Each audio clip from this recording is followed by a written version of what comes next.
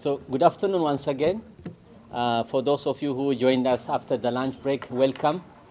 Just to recap, today's event revolves around celebrating 25 years of German unity. 25 years is what, guys?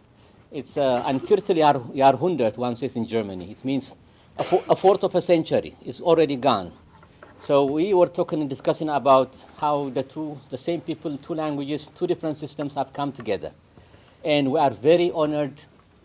I'm all very honored, dear directors, faculty, staff, German students, German citizens. I would like to welcome you. Now it's high time for our keynote speech. The keynote speech will be delivered by none other than His Excellency Herrn Herbert Quelle.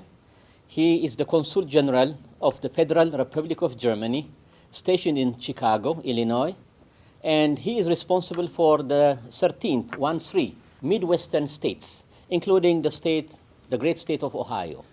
Yeah, so Ohioans, he represents this sovereign nation, Germany, which is at the heart of Europe. He represents his country to this part of the USA.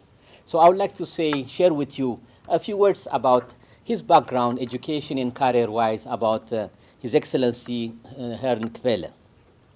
He was born on December 27, 1953, in Herford, Germany. I believe it's in Niedersachsen, near North Rhine-Westphalia. Yeah, thank you. 30 kilometers short of the border. Yeah, okay. One of those federal states, wonderful states.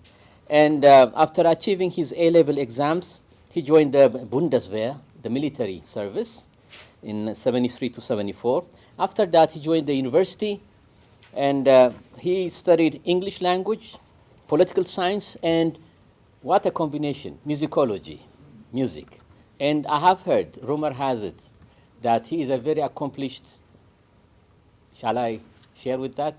Yeah. He knows very well, and he plays key musical instruments. So much so for that. Then he entered, after passing the rigorous diplomatic career entrance exam of the Federal Republic of Germany, he started serving his country, Germany, as an attaché at the Foreign Office in Bonn. At that time, of course, Bonn was the capital of West Germany because Berlin was divided, as all of us know. And after serving there 3-4 years, after making the necessary preparatory work, he was stationed to come to Los Angeles. He was stationed as the German Consulate General. And stationed in California, he was responsible for the western states of the US of A. The several states like Arizona, Nevada, I believe also up to Colorado or maybe west of Colorado. So he was responsible for those states. After that, he went back home, worked in the Nerve Center, the headquarters in Bonn. And then once again, in 1988, he was redeployed. This time around, listen everybody, Pretoria. Pretoria is the capital city of South Africa. And he served there in very interesting times between 1988 to 1991. That is 3 years short of what? The release of, Mandela. And after Pretoria, he was stationed to Havana, Cuba, between 1991 to 1995. I was also a diplomat once upon a time. I would love to have been stationed in Cuba, if I may, but wasn't never so. Maybe in my other life, another time. So then back to the Bonn, and in 2003, he was stationed in the European continent. He went to Warsaw. That's in Warsaw, Poland. He served there, distinguished himself and served there in Poland. He was there, head of economic affairs, came back again to Bonn, worked there 3-4 years. Then he was assigned in London. If some of you know about diplomatic life, London, next to Washington, D.C. and New York City, is the most senior place, and then Geneva follows, and then Paris follows. So you could see he's going up the career, his diplomatic career. London, 4 years, and then he was promoted to an ambassador position, and he was assigned in Baku. Baku is Azerbaijan in Central Asia. There, after serving his country, Germany, for 3-4 years, then he was assigned to come back to the US of A, to Boston. Boston is the seat of the German consulate for those up to Vermont, I believe, those several states, American Bundesstaaten. After serving there, he was redeployed to his current position to Chicago, which he had assumed this position since July 2014. So as you can see, we are fortunate to have a seasoned diplomat with us, and I personally eagerly await his keynote address. Your Excellency, if I could say a few words in German, willkommen. Ich hoffe, Sie werden wohl fühlen. Ich hoffe, dass die Studenten, die Fakultäten, die hier sind, sie sind begeistert auf Ihre Rede. So the floor is yours, Your Excellency.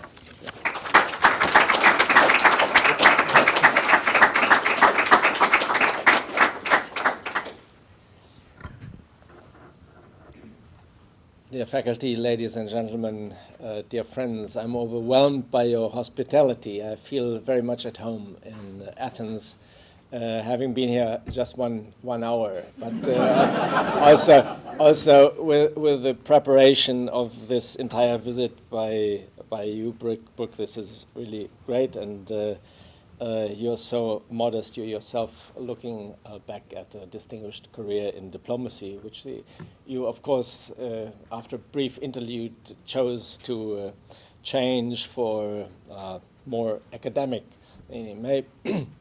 Maybe I could follow your example after I've retired from diplomatic life.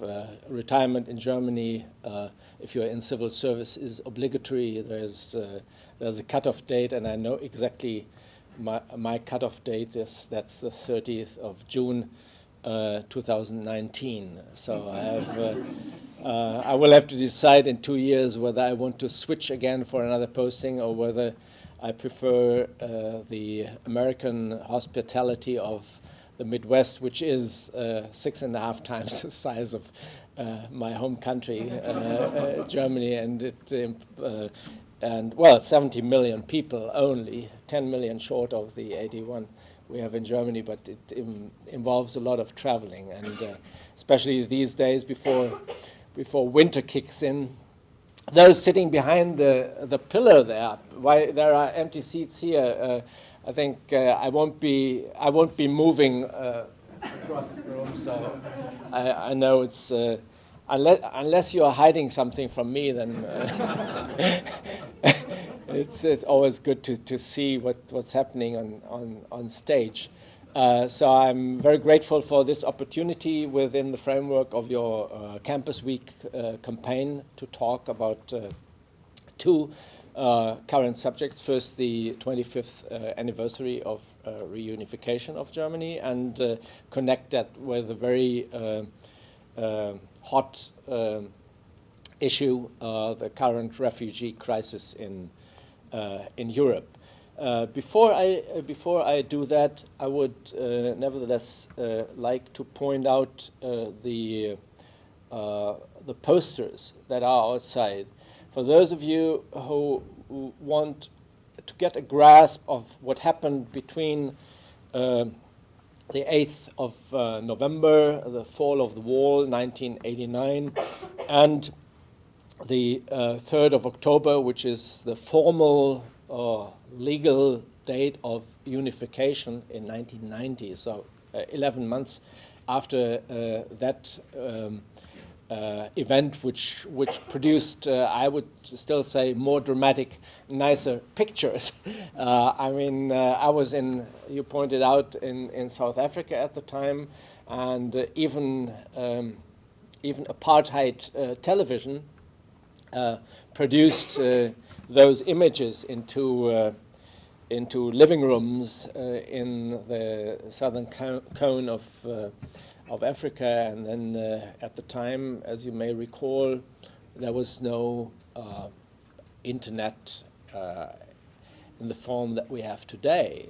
You were waiting for your newspapers to arrive, and the diplomatic pouch came once a week, and it brought a stack of newspapers. So you got 7 Frankfurter Allgemeine and Die Welt and Süddeutsche, and if you were high up in the line among the first, you were lucky, and then if you were further down, then the thing you could do was put on the Rolling Stones record, "Who Wants Yesterday's Papers?" So there was, of course, shortwave radio. Shortwave radio, yes, shortwave radio. There is still something like that, but it has been largely replaced by internet radio. Once you have access to internet, that makes communication so much faster and easier, and of course it also produces downsides, and maybe we can discuss that later. What was cause and effect of my Chancellor's policy, Angela Merkel's policy with regard to Hungary? Did the welcoming signal increase or tempt more refugees or migrants to seek the promised land in Germany? Is Facebook communication among refugees one driving force behind what we see as far as migration movements go? I think all these are questions that are totally new. I know there have been theories about these.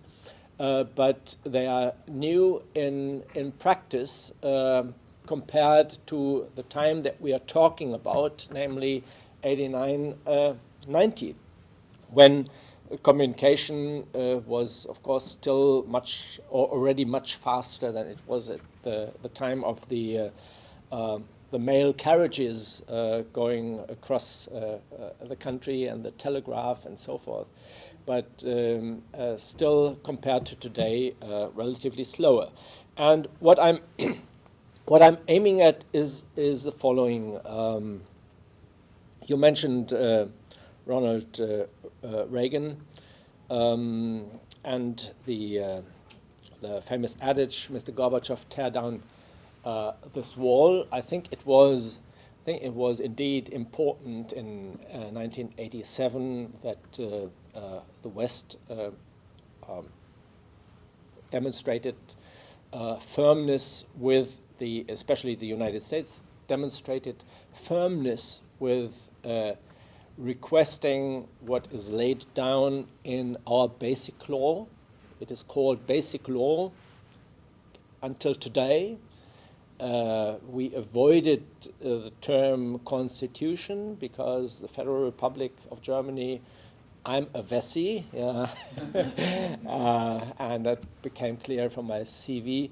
In the Federal Republic of Germany, we had in the preamble of the Basic Law that the Constitution should be written and adopted after Germany was reunified. So the reunification was a goal laid down in our Constitution. And we had felt since 49 that this was something because we were not, as Germans, trying to be the old hegemon of Europe again, but we had been firmly embedded ourselves, integrated into European communities, networks.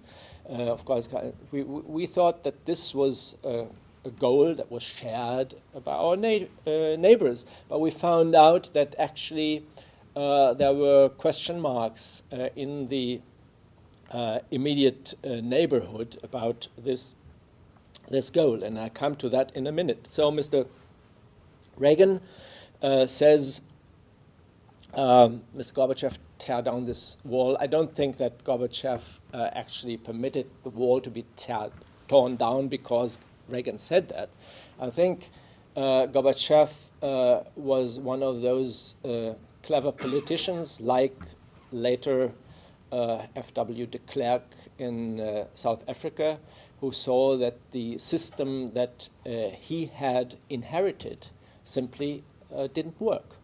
The Soviet Union didn't work politically, socially, economically. So there was a policy of glasnost and perestroika, and it was just a fortunate moment of somebody who was in power and had that insight, with somebody who was not pursuing this goal with aggressive military attitude. And so when due to Gorbachev's reluctance of reacting by force to peaceful demonstrations in Leipzig and in other places in the German Democratic Republic, finally, in November, to the surprise of many, the barriers at the checkpoints in Berlin opened, and the wall then came down. This was possible due to somebody back there in Moscow saying, we will not react to that in the way that we did in '53, when on the 17th of June that year, protest demonstrations in East Germany and the German Democratic Republic were suppressed by force. But it was permitted. And I think that is a huge difference, and we have to bear that in mind, between that period in history and today, with a totally different mindset of the current leadership in Moscow. Putin has said that the downfall of the Soviet Union and the policy of Gorbachev leading to that was greatest tragedy that could happen. So Gorbachev, who's still alive, would never say that.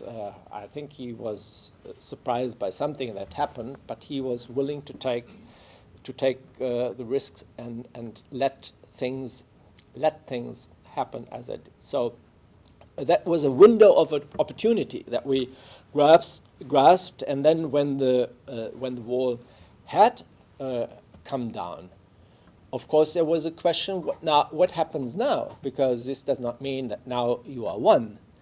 We are talking about two independent, sovereign countries that were both members of the United Nations, and the United Nations is a network of nations that have to adhere to certain international law, norms, and procedures.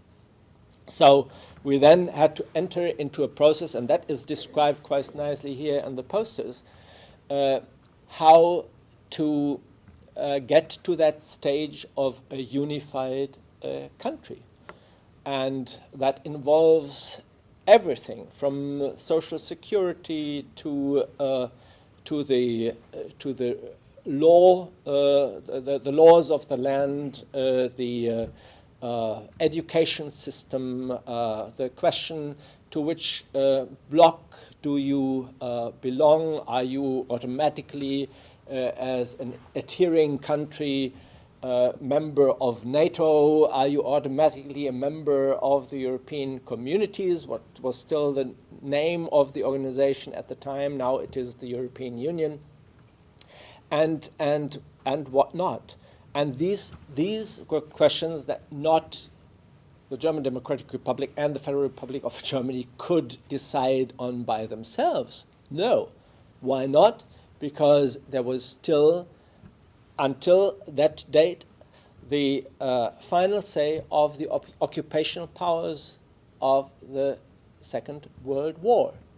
We were independent and sovereign, but not fully to the extent that we could take these decisions without the major players, Moscow Soviet Union, which still existed at the time, Washington, United States, Paris, and London. And I was in, you mentioned that also in your introduction book, I was in London from 2006 to 2010, and in 2009, 20 years after these events, the archives were opened. And we all knew about Maggie Thatcher's reluctance at the time, but how serious this reluctance had been only shown up in the cables between the British Embassy or Her Majesty's Embassy in Bonn and in East Berlin, sent to Downing Street and to Westminster, and the responses, the instructions that came from London to both embassies as to how one should proceed with this happening. And the French president, Mitterrand at the time, famous for saying he loved Germany so much that he wanted to see two of them. These were our two main partners with whom we as West Germans thought we had seriously dealt with historic questions, that we had overcome the hostilities which had dominated at least the French-German relationship over centuries, where despite the joint dynasties, if you want, with the British Empire and Germany in the 19th century, that there were these resentments in London, we were really surprised, not to say we were shocked in Bonn. And without the then President George W. Bush Sr., or the first, whatever you prefer, the resistance of the two countries I mentioned in Europe and the reluctance of others could not have been overcome, at least not so fast as then was possible. So we are forever grateful for the support that we have enjoyed from the United States in that reunification process. And of course, there was the Russians then had problems with certain questions that came up, like NATO membership and what have you. But all these could be overcome in a very constructive way eventually. And those of you who are German readers, I recommend to look at the Spiegel of this week and look at the interview with Dieter Kastrup, who was one of the chief negotiators on the West German side, member, Undersecretary of State, and a person I know quite well, describing the hiccups along the way. And I think there's actually one poster where Kastrup is together with then Foreign Minister Genscher. I've been given the sign, although that's unfair because I started 5 minutes after the initial time, but still, I'll be brief, and then I think we still have time for Q&A. And by the way, in the Q&A, you can ask on other matters that I have not addressed. A few things I want to make clear about the refugee crisis. And the first and most important, I think, is to highlight the refugee crisis does not have its roots or origins in Europe. The origins and roots are outside of Europe, but are in a greater vicinity of Europe than they are of the US vicinity. But nevertheless, there is a responsibility not only for Europe and the European Union, there is responsibility at least also for the United States, and maybe on a global level to solve the crisis. What we see in Europe is only a fraction of roughly 60 million people, according to the United Nations High Commissioner on Refugees, who are on the march at the time. So only a fraction concerns Europe. But this fraction is large enough in the case of Germany alone. If we get 800,000 as is a realistic prediction for this year, 800,000 is 1% of our population, which would mean in American terms, United States taking in 3.5 million people in a year, which they haven't done, not even with illegal immigration, which is a big topic not only in the Republican campaign. Anyway, that is a huge problem. We can do certain things, and they have to do with money. Foremost, we have to increase the budget of international organizations, foremost United Nations High Commissioner on Refugees, the European Union, and the G7 have just talked about that, and I think there's a G7 commitment. Of course, United States is part of G7 to maybe add up to 1.7 billion dollars, I guess it is, to the budget of the UNHCR, because that will help to alleviate the situation in the refugee camps around Syria, which is the most, the largest, which produces the largest contingent of refugees at the moment. Then there is obligation for all states, according to the Geneva Convention, to take in refugees. No, on the other hand, no country can be forced to take in refugees beyond its means, and every country has to protect also its own culture and people. But my Chancellor, Angela Merkel, as you've all read, has taken a very courageous decision. She has said we will be welcoming refugees. She wanted to set an example when she saw that there were very bad situations in neighboring European countries.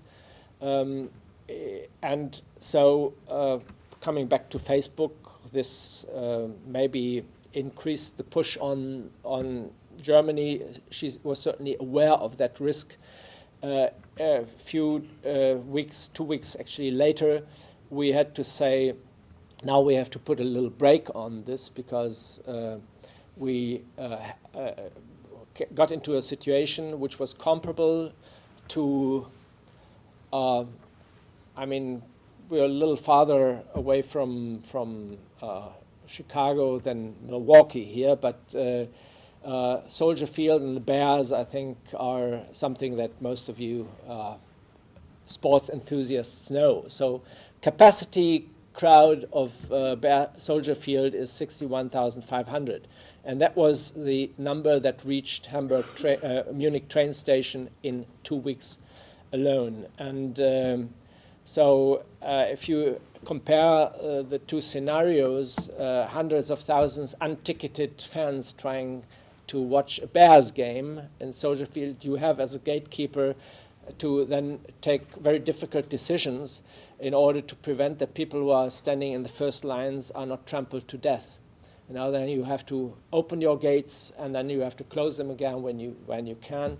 And the situation of Germany is like that of the Soldier Field immediately on land, but the tens of thousands of fans that might be trying to reach the stadium across Michigan Lake, you cannot build a fence, because if you build a fence in the water, people behind the fence are drowning. So our southern periphery of the European Union Italy and Greece, who are most affected, need solidarity.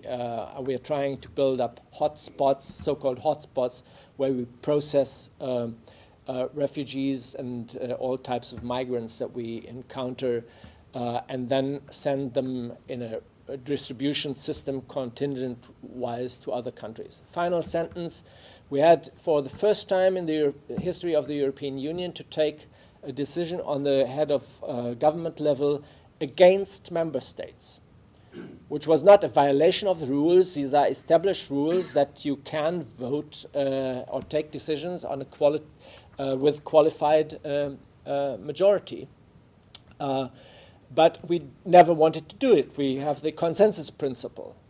Only it was not possible. We needed to give signals to our constituencies that we are actually dealing with this problem on a European-wide solidarity principle, and not with one country only taking the main burden of this.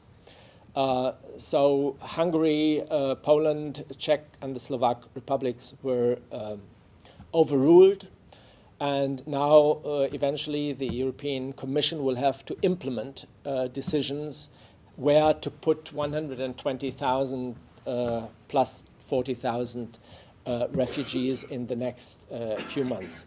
Germany is doing her share. We are accepting our responsibility. We don't think the problem goes away if we erect a fence. We have to tackle the problem at the roots, and we have to find intelligent ways, and they are not going to war again in any of these countries. And that, I think, is enough material, enough stuff for a discussion. Thank you very much for your attention.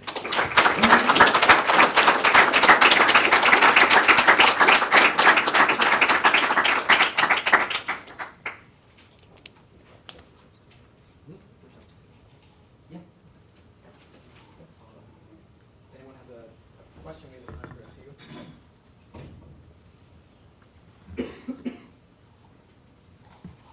So, Yes, please.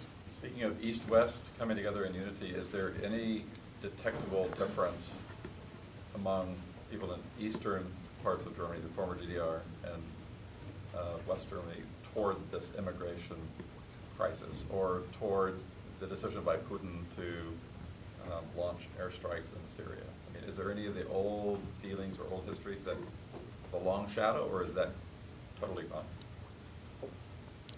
Two elements of your question, which are quite distinct, I find. First one is the attitude towards refugees, towards foreigners. The second is attitude how to tackle the problem, if I understand, to go to maybe with airstrikes. Germany, let me start with us. There's consensus in Germany that we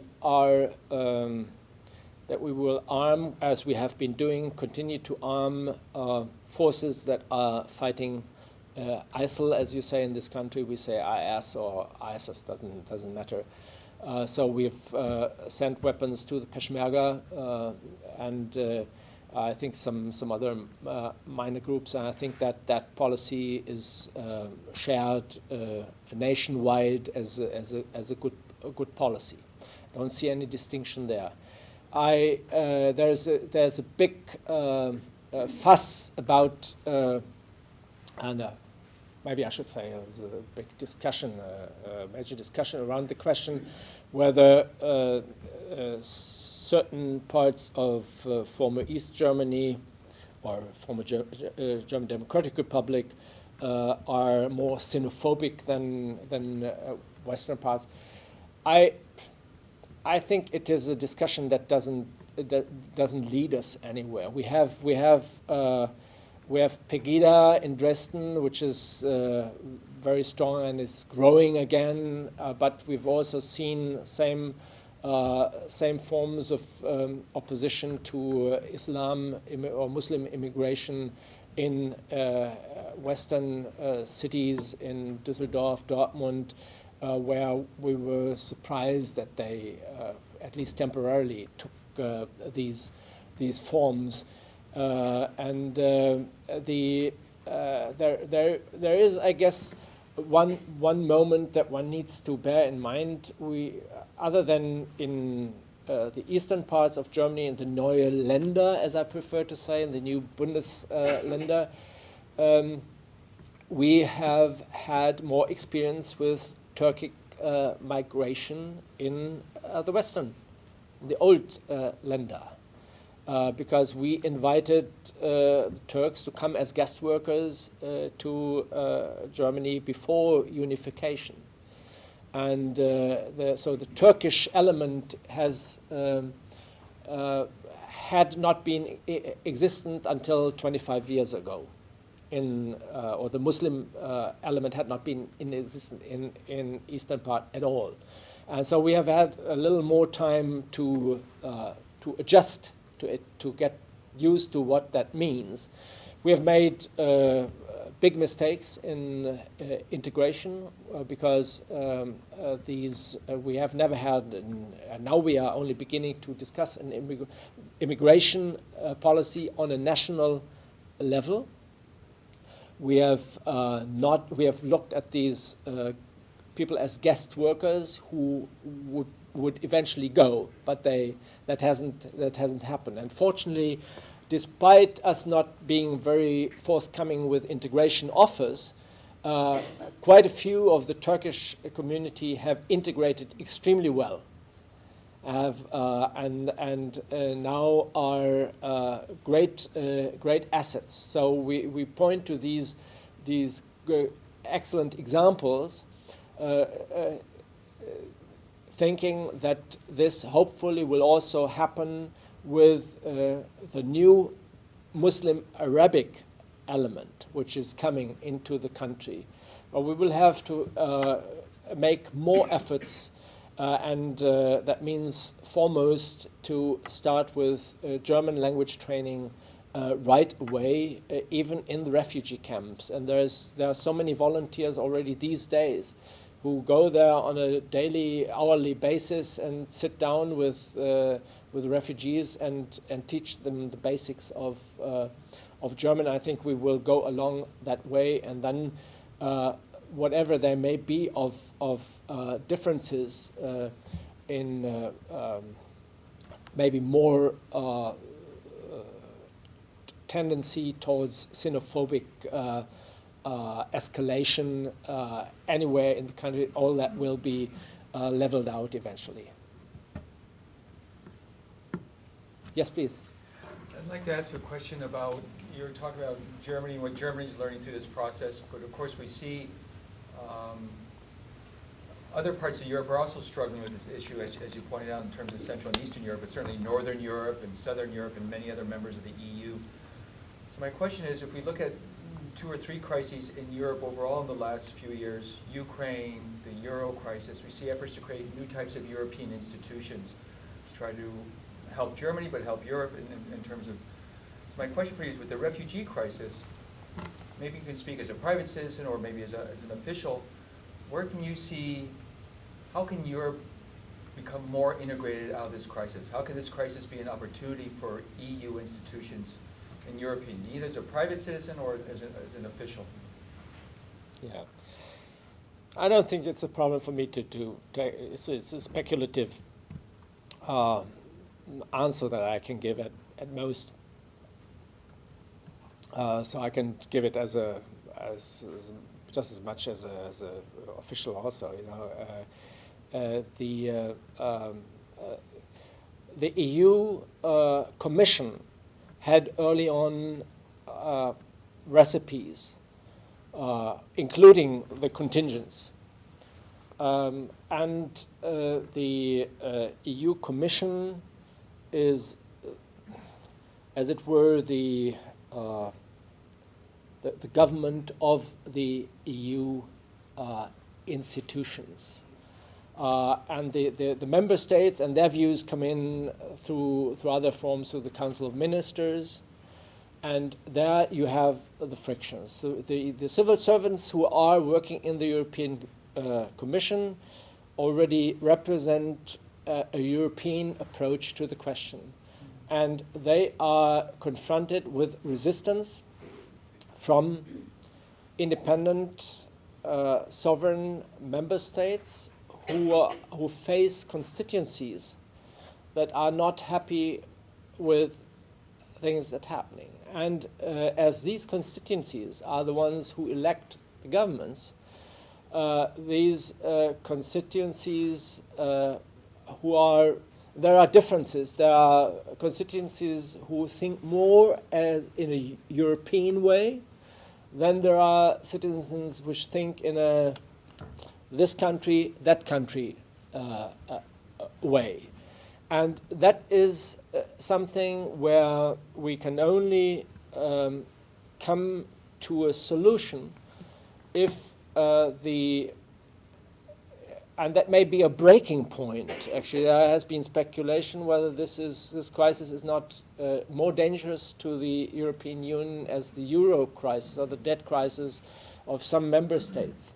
It is a breaking point for the EU as a whole, in the way that we need to have a European decision-making process that that embodies the European idea. Is that possible with backlash within certain countries? With the Front National in France, with more right-wing parties than Fidesz in Hungary, with right-wing parties in Denmark, and maybe in 2 years in Germany the AfD growing again, or other groups. I don't know. It's an open question, but it's a process that will show to what extent the European idea connected with more than economics and facilitation of border crossings stands for common norms and values. And these values can not be that of, that is at least the German position, of closing your eyes to global poverty, to unrest in regions where the European Union decided to turn the blind eye rather than getting involved at an earlier stage. Yes, please. Do we have time for two more questions? I think the best we moved on to the discussion. Okay, maybe we can integrate that, or you feel free to ask me afterwards. No, we have to go to the discussion, to the panel. Yeah. Great. Thank you so much, Councilor General. If you all just be patient.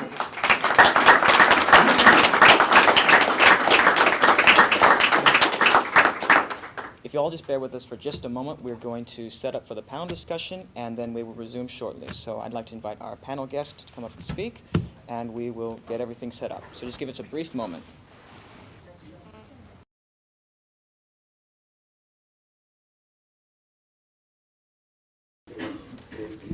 All right, good afternoon. My name is Bernhard Debatin. I am a professor in the School of Journalism, and I grew up in Germany. I've been living here for 15 years, since 2000, but I actually lived in Berlin at the time, in West Berlin to be precise, at the time when the wall came down.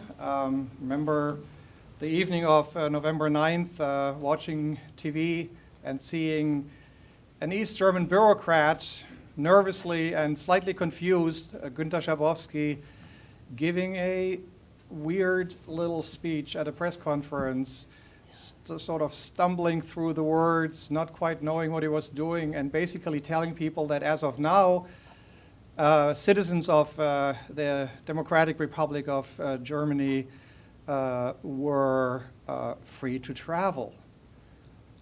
It took a little time for that to sink in, and reporters were like confused and asking what exactly that would mean. But that was actually how this event, that was obviously a big event, was announced. And it was actually even announced sort of accidentally, because this information was supposed to be boycotted until I think 1 or 2 days later, meaning boycotted means that it was not supposed to go to the media yet. So he was talking at that press conference actually without authorization. But once it was out. And that was at 7 o'clock on November 9th, and by 11:30, the first checkpoint at Bornholmer Straße in Berlin, in the northern part of Berlin, opened, and people from East Germany were flooding into West Berlin, and a couple hours later, almost all of the checkpoints had opened up, and people were going into West Berlin, and West Berliners were standing there and cheering and welcoming people. So it's quite an interesting story, and kind of almost like an irony of history, how this all worked. We're supposed to maybe start with asking you guys here at the podium some questions. And I thought it was really interesting how you connected this unification issue to the refugee issue. And I think this is a really important point, and partly because I think it is amazing to see how welcoming Germany as a country has been in this situation, really apparently taking responsibility and understanding the responsibility, maybe because of its past and maybe because of how people understand that other people in need of help need to be helped. Now, one question that I find interesting in this context is that not too long ago, maybe 2 months, 3 months ago, a little video went viral on the internet showing Angela Merkel talking to a young girl from Syria. And that girl was actually asking, how can I become a legal person in Germany, and how can I have a future here? And she started to cry as Angela Merkel was telling her basically, well, we can't help everybody, and it's kind of difficult, and sort of, she really didn't know what to do. And then as the girl started to cry, she tried to comfort her, but it came across as rather clumsy and not really working so well. But I've been wondering, is this something that actually this direct encounter, this personal experience with this Syrian girl, is this something that might have influenced on a very personal level how Angela Merkel and consequently the government too have handled this whole refugee problem? Any opinions on that? Well, I think personal impressions, I'll just say generally in terms of politics and personal impressions, I think they matter a lot even for politicians. I think we tend to think everything is highly rational and highly calculated. I know there's a biography about Angela Merkel from a very well-known German journalist named Stefan Cornelius at the Süddeutsche Zeitung. And he said, for example, on her first trip to China, when she experienced China, out of that came a lot of her global strategy for thinking about Germany and Europe and solutions or ways to think about the 21st century. For example, the euro in many ways is an effort for more European integration. The euro is just as much a political exercise as it is an economic exercise, for example. Or TTIP, the Transatlantic Trade and Investment Partnerships, or the counterpart to TPP, is in many ways a way to integrate Europe more in the sense of thinking about global trends. So at a minimum, I would say personal experiences matter. John F. Kennedy and pictures coming from the South in the civil rights years. Those were emotional moments that shaped an administration's politics. So if that's happened in the case of Angela Merkel, it shouldn't surprise us. We can welcome it or whatever we want to think about it. But at the end of the day, politicians are human beings in that sense.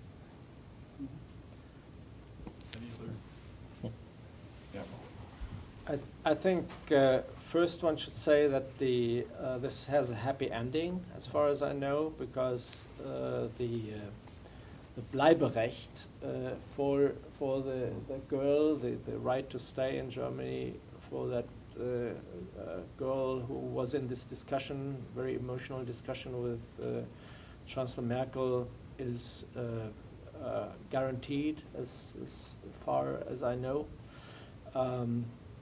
And what I admired, I don't think it was so clumsy. What I admired about how Angela Merkel handled that was that despite this being highly emotional, she did not back out by leaving this as an unsolved question, but she actually defended the restrictive asylum policy that we have and abided by the restrictions that applied in the case and defended them against the feelings and against what was sure that would happen as a counter, as a reaction to that the thing, because politicians tend, especially populist politicians tend to avoid such issues and try to be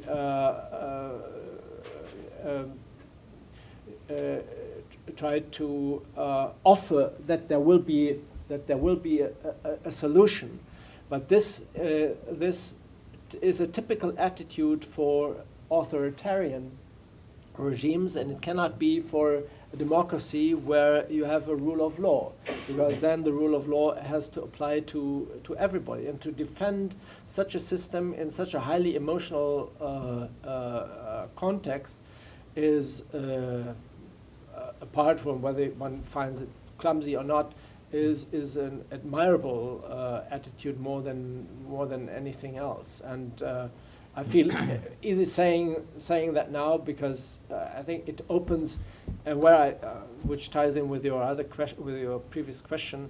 I think there is a connex between this and the readiness that Merkel has also formulated now, that we probably need an immigration law, which better takes care of cases where people are fully integrated in language and in acculturation. And so I think it was essentially, I don't see a direct relationship, but emotionally, yes, I think there's something that ties in. We don't have much time, so I would like to sort of tie back and have each of you respond to this question.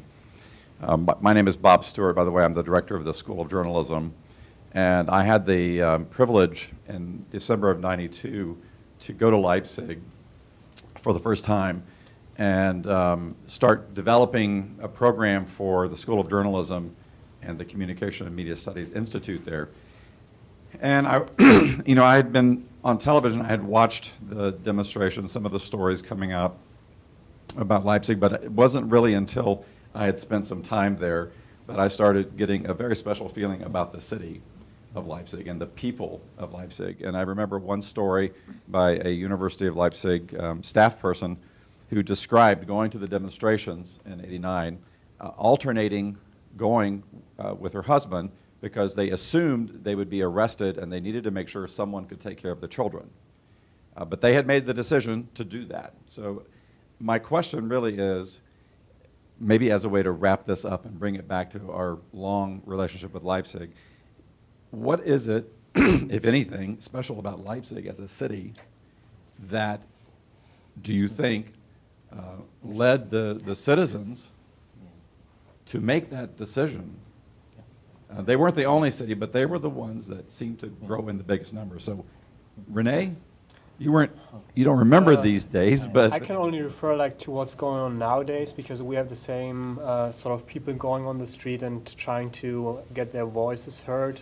So I just think that's a general mentality among the people, that they know they can actually do something. They are aware of having a voice, and they just try to take advantage of this. From what I know, and from the times that I lived in Leipzig, and from my readings of German political history, past and current, and I'm avid observer of, I try to read as much as I can. Leipzig is a different, has its own, shall I say, mix. Even when you go back to German history, after German unification, 1871, first it's the commercial capital city of Freistaat Sachsen. You know, Bavaria, Sachsen, and the others are wealthy and still are. Another thing is that there is the culture of resistance. It's a place of social movement. If one comes to, let's say, Karl Liebknecht or Rosa Luxemburg, such kinds of German milestone philosophers, sociologists, trade union movements, leaders, people's leaders, they have this culture of resisting an unjust system. First. Second point is the religion factor, religion as a factor. Nikolai Kirche became, you know, the center of this Montagsdemonstration, if I'm not wrong, as it was called, Professor Bernard. The churches in that part of Germany have also a culture of, you know, resisting passively, and then when it reaches a certain level, then when it pours out, then they become vocal. Third, I think it is a city of youth, the youth. Leipzig University is also known for all kinds of, I wouldn't say radicalism, but the student movement is very strong. The church movement is also strong at that time. And also, by the way, some of you, and all of you know, I think Angela Merkel studied in Leipzig University, and other leaders in other countries as well. And I used to go to churches even before, in 85, 87, when I was there. I was shocked at first, because socialism, I was expecting the great socialism, but there were Sunday services, there were priests, there were even, as an evangelical Lutheran also, I met women preachers and the like also. And also religion was taught also at the university. So what I sensed was that there is a certain degree of fighting social injustice, even from the religious point of view. You know, Christ does not want what? Social injustice, inequality, things like that. Maybe if we add up all together, especially the culture of Sachsen, especially Leipzig, that part of Germany, that might answer partially, if not wholly, the question that you raised. I mean, you know, for me, my wife is from Leipzig. She was born and raised there. And so my German family is from the state of Saxony. And my mother-in-law is a doctor. And she talks about these days, and she tells a story where she called her family home and told her husband, you know, in these sort of critical hours, we're getting blood reserves into the hospitals. And that's not a good sign. So be sure to keep the kids inside. Because they were getting extra cots and things like that. So we now know which orders have been given in terms of the willingness of the state to put down the resistance. So we also know if it hadn't been for certain key officers who followed their moral conscience in terms of do we shoot on civilians in these key moments, we might have seen a radically different outcome in Leipzig. And the question would not have posed itself in the first place, perhaps. So the fluidity of history in certain key moments and the courage of certain officers in this case to say, it's a global history in that sense. They had Tiananmen, summer '89, in the back of their minds. That was still fresh. And so we're not going to be part of that history, that global history. And so these brave people, for different reasons, were allowed to march, and that sent out an enormously powerful signal. So you had many different things coming together, I think, in that moment, to create a unique moment in history. Any thoughts about Leipzig? I've only been there 3 times for the Leipzig Book Fair, and so I only think it's a great city. Maybe one more thought. Obviously, Germany has a very complicated and partly horrific history. And you know, I was born 12 years after the Second World War, growing into a society that was still, you know, dealing with that history. And I think on both sides of the wall, people were dealing in their own way and in a very complicated way with this history. It took very long for people to even talk about it. My parent generation was the quiet generation that was sort of, you know, doing the rebuilding, but never really talking much about what happened. German national feelings were always a little complicated for that reason. As long as, I can think back, people didn't, fly the flag or anything like that. People didn't have a positive national identity or anything like that. And I think the unification obviously marked a difference, but I would also say it took another 15 years for people to really develop a, let's say, an uncomplicated and relaxed and sort of almost unpolitical patriotism or something like that. I experienced this actually 2006 during the World Cup that was in Germany, which was the first time that I saw people using the national flag not as a political symbol but as a way to celebrate. And I was just wondering if you have a sort of an opinion on how this has since then developed, and if Germany is sort of normalizing, and if this process of normalization is actually a solid process, or do we have to be careful, given the big, powerful role that Germany has these days? I think especially with the flags, it started in 2006 and people were mentioning it or labeling it as fan patriotism, so that only because of the World Cup people came up with German flags, waving them around, and after the World Cup it stopped again, and then it happened 2010 and it happened 2014. The time in between, people are still very sort of careful when using the flags in public. So it's not like in the US where you see houses and hanging the American flag outside. That won't happen in Germany. They just, I don't know if you could say it's more humble, or they just try to keep it like this, sort of in a different kind of symbol, not associating with showing pride in being a German. Just shortly, yes, the German people have come a long way. If I start from your lecture and your first question, Germans welcomed, mind you, as a policy decision, 800,000 was said to be, they're going to allow them to come in, the Syrian. They welcomed kids with food and even candies, things like that. It's not a media kind of a worked out orchestrated thing.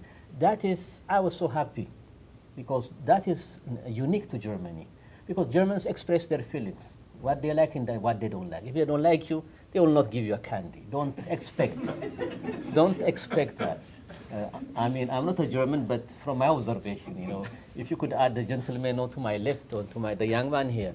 So I think that is sincere. So they have come a long way. Why this, I think, is the historical link. Germans were, because of the two wars, by the millions, by droves. Germans they themselves were hard hit as refugees.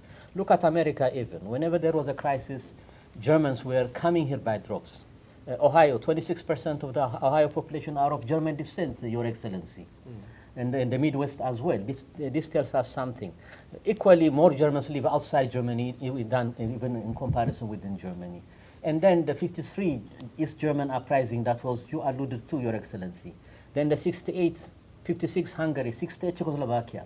All this, and then where these kinds of experiences itself had, with each experience they have matured. And now, we focus on 1989 November, but I think we have to go back 2-3 months, the summer of, I'll call it, I'm not a historian, summer of 89. That triggered the Berlin resistance and the Leipzig resistance. How?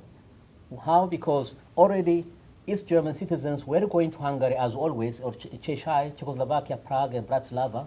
They were already hitting the road going to West Germany. So I think it already cracked during the summertime.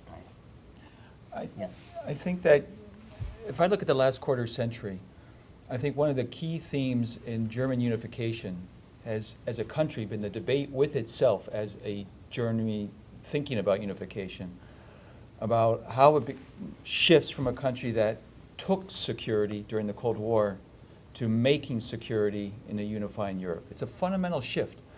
And if we look at the concept of, for example, cultures of security, in other words, the practices of security, thinking about security, and narratives around security, this has been the German debate with itself, and it's been a long one, and it's been a fundamentally democratic one. That's where I really praise the German unification process. Once a month I meet with German military officers. We do a transatlantic Bundeswehr seminar. And we sit down, there's 30 officers in the room, and we talk about transatlantic politics and security politics. Very critical dialogue, very open dialogue about what do we mean by security? How do we increase security? How do we talk about it with our fellow citizens? What does that mean in terms of identity and belonging and to serve?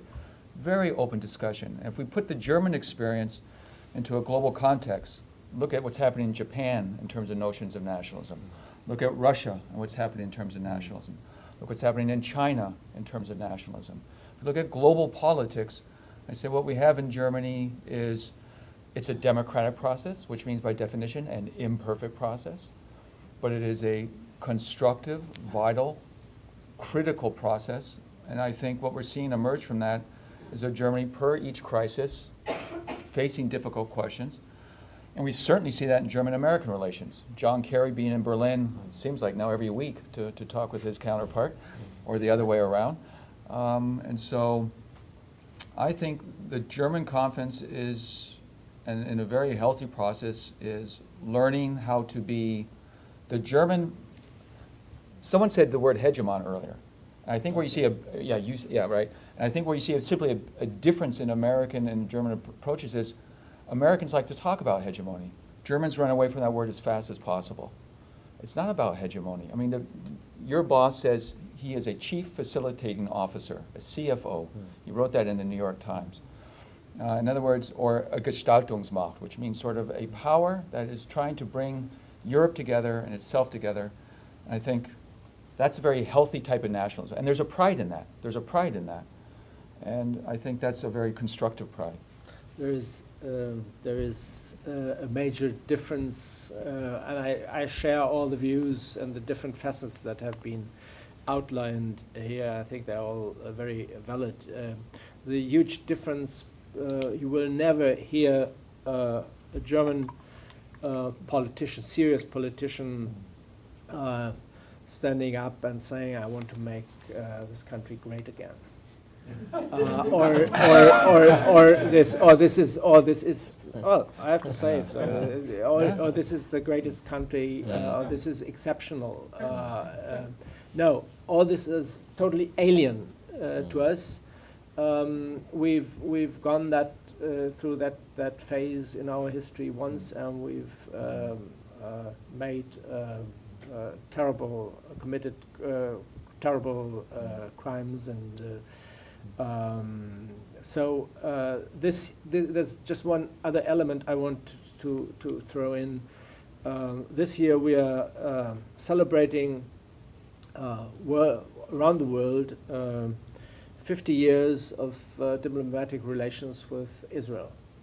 And I've been on 2 panels in the Midwest, in Kansas and in Chicago with my Israeli colleague, and we have had similar events, and we are talking about the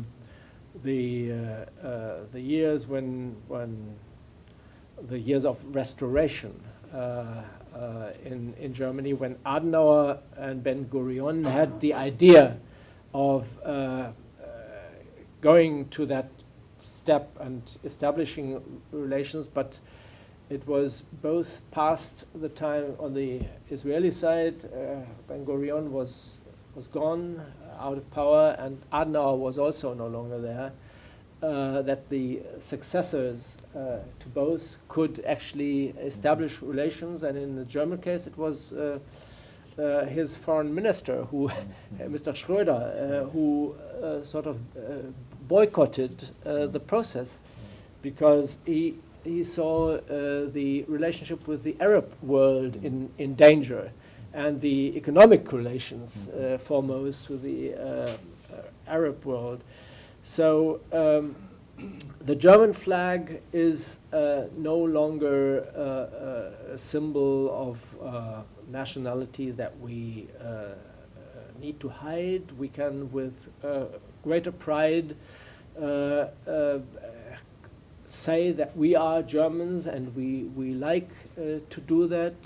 And it has to do with the fact that sort of the world also projects these days a much more positive image on Germany. If you look at the rankings of the BBC, what is the most loved country in the world, and so forth.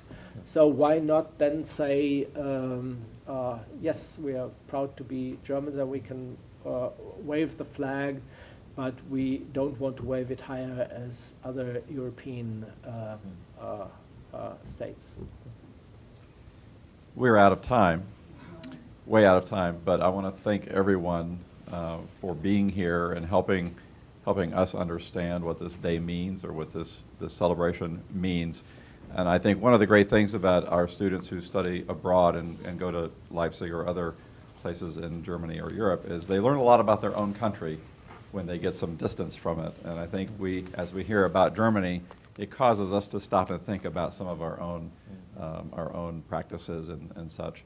So we want to thank all of you. I personally thank you because of my long connection with Leipzig University, a chance to come and talk about the importance of unification of Germany. So vielen Dank. Yeah, Vielen gerne. Dank.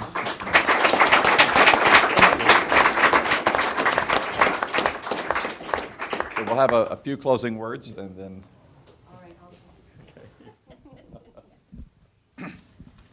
Well, maybe I can just say on behalf of the audience and how much we've enjoyed this session today. And again, thanking the Global Leadership Center for having the vision to bring this collective group together. We've learned a lot about Germany, and I think what we've heard today is that it is a great country today, how it grapples with cooperation on many issues. I think we've learned more about our relationship between the United States and Germany. And I also think we've learned a lot more about our relationship with Leipzig and Germany at Ohio University. And the richness of this experience is really quite tremendous and valuable, and we're just delighted to have the guests here to share their experiences and give us a better appreciation of the importance of cooperation moving forward and the importance of the rich relationships of universities to build these opportunities to better understand the world in context.